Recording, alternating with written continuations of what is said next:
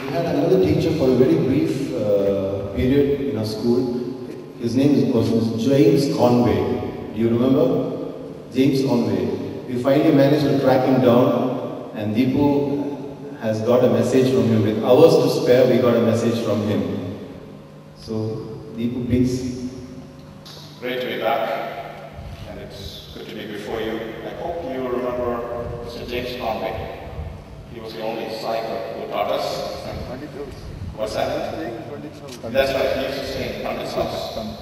And I've been searching for him for 10 to 15 years on the web, and finally, a week before I left the US, found him. And he's in Italy, Tuscany, that's where he lives.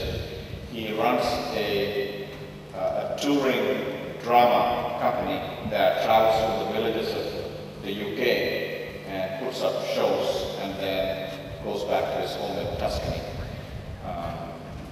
So here is this letter to all of us. What a terrific surprise to hear from Deepu after 26 years. It has brought back many happy memories of my time in Trivandrum and of the wonderful people I had the good fortune to meet there. Chief among them are the boys I taught, the staff with whom I worked, and the families of some of the boys. Anyway, class 9B, Maths and English, I think, within brackets, certainly math, which was a bit of a scourge, because I was about one step ahead of most of the boys, as I kept pointing out the father always.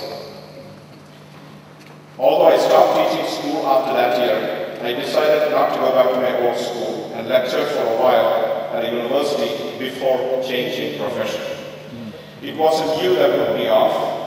I'm still telling about these extraordinary children who were polite, in case you didn't realize it's not about you all, who were polite, intelligent, curious, and even affectionate well into adolescence. As many of you have found out, that is pretty rare in Europe and North America, even though classes are much smaller. As well as pretty much teaching yourselves the maths, you also put up with my bad playwriting. Remember, there was a drama that he had on stage. I recall that Democracy that was the name of the play, based on my fascination with the plurality of political parties in India, was rather good in the dress rehearsal, but pretty dodgy in performance. Despite the generous, enthusiastic performances, I can still see Balagara's face when he confessed that he really did it like his part. Thought to play very much, especially as he had the side. I was actually wondering if that was a bus driver. My God, that's small. Somehow it must have been a formative experience, at least for me. I have been running touring opera companies in Ireland and now in England for about 23 years now. Ever since I returned from Calcutta in the late 80s, after doing the pieces on the work of Jethro parties in Bengal.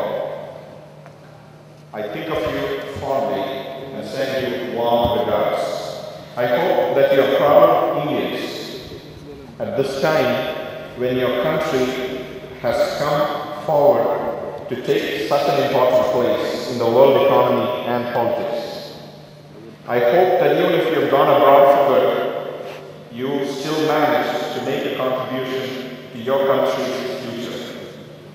I will think of you, especially this evening, when I sit down on my terrace here in Tuscany, in Italy, as it is crowded with Bogey Villas, the real pronunciation is something else, but this is what we learn here, which I always associate with the Lager Times.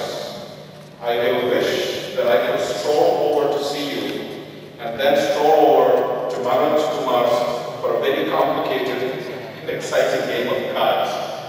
And he's wondering whether it's called 56, because these are 28 or 56. James Conway, the class of 86, Loyola, Australia. Thanks.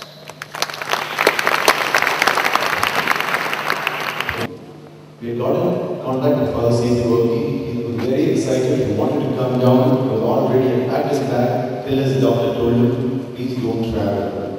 Well, we were very saddened, but one of our classmates managed to meet him and he has shared some thoughts with us. So please go to the screen and he will be having a conversation with you virtually.